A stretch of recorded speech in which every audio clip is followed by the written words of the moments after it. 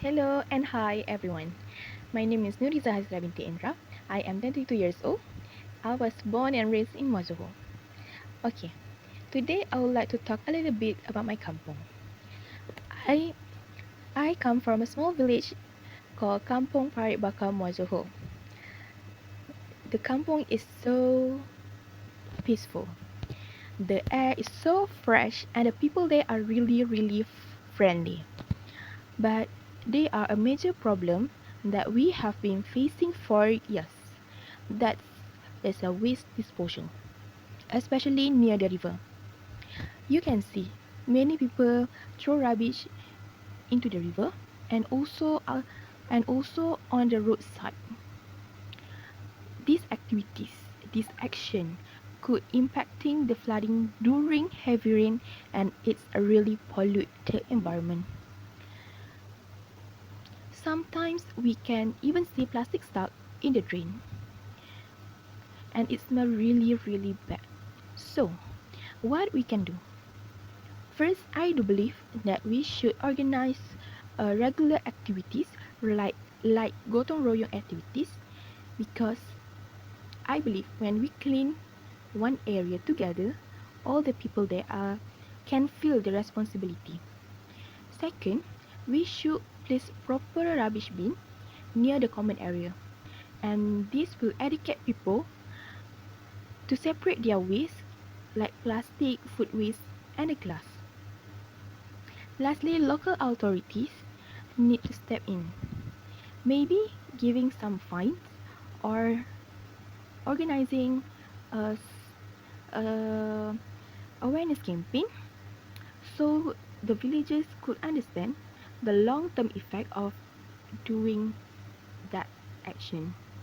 In short, I believe my kampong is a lovely place.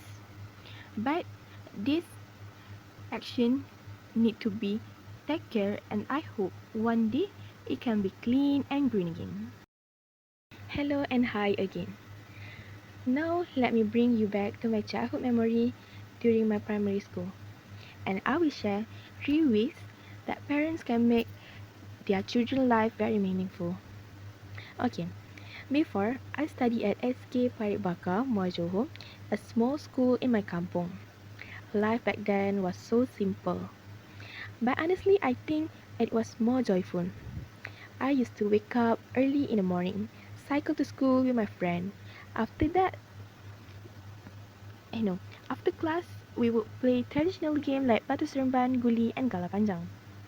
Even that, even that one time, we even get scolded by our mothers because coming home late and dirty. Okay, during that time, we didn't have any smartphone or TikTok, but a very, we had a more valuable things, which is real play, real bonding, and a full attention from our parents. So today, I would like to highlight 3 ways that I believe parents can give to their children in order to have a meaningful and memorable childhood. Okay, first thing first, I believe quality time need to be memorable. I didn't mean spending up a lot of money, but I think I think just parents need to be present throughout the children days because I believe children want the attention more than toys. Mm, such as simple picnic, playing board game together, or reading bedtime stories. These moments will stay. This moment will stay in the children's heart forever. Children's heart forever. I still remember my dad used to bring me to the nearby warung every Friday and every Friday after the super prayer. We just sat there, eat roti canai and talk. It was our little tradition and it still cherished in my memory until today. Second, support their hobby or curiosity. As we know, not every children want to be a doctor or engineer. Some love to draw, some love animals, and some want to sing or even just collecting stickers. For example, before I loved to drawing cartoons character. So my mom used to buy me a cheap sketchbook and crayon. And you want to know, my mom never once laughed at my weird looking people. Instead, she said, this one is look like me.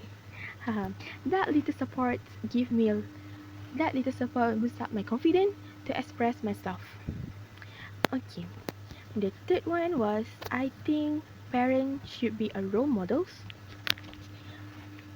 Because children learn from what they see.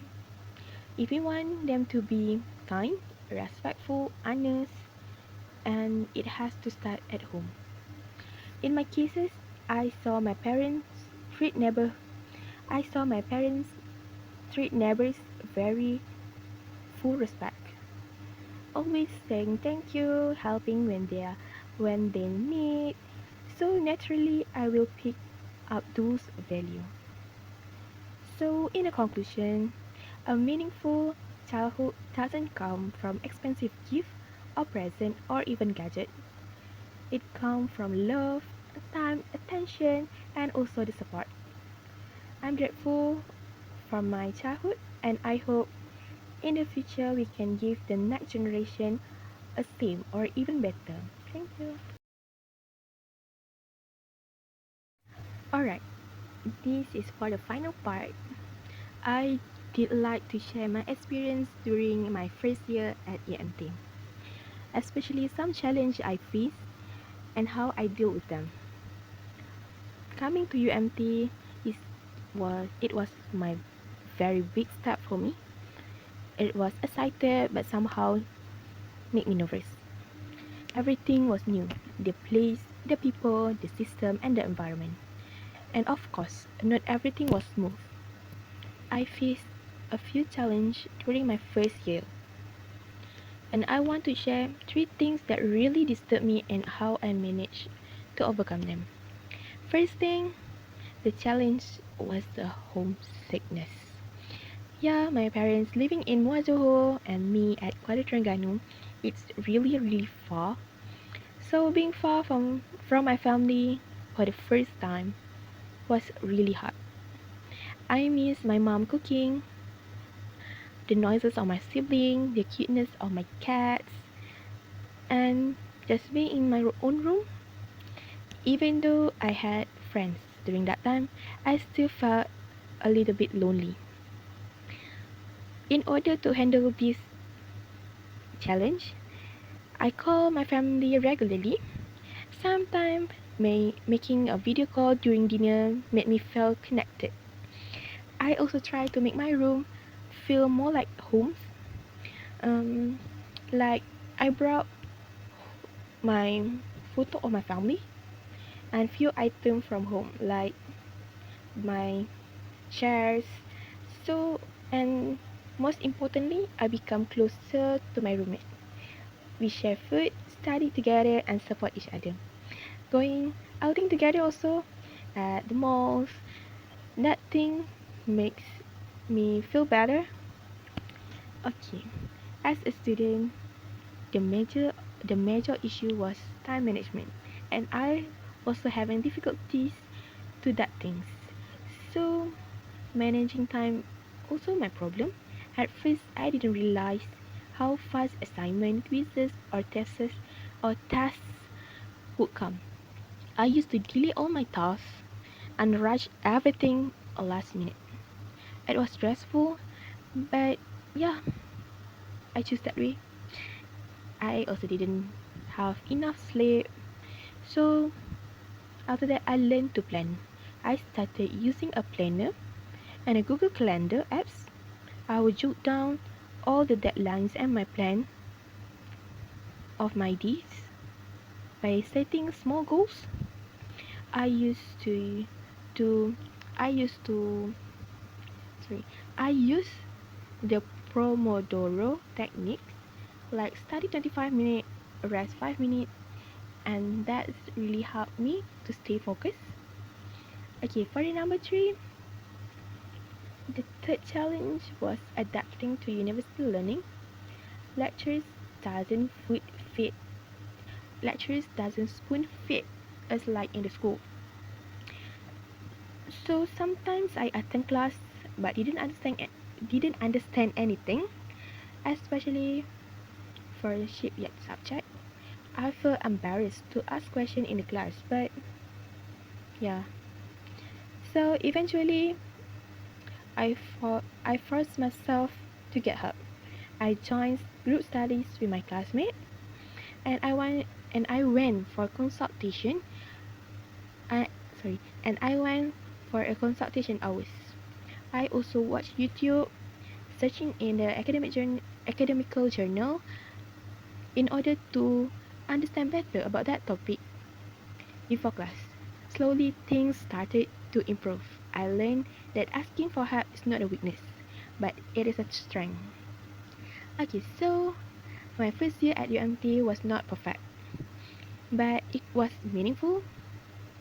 I faced homesickness, time pressure, and academic struggles, but I also learned how to adapt, how to ask help, how to grow as a student, and also as a person. Challenges are normal, but with the right mindset and support, we can overcome anything. Okay, thank you for listening. That's all from me.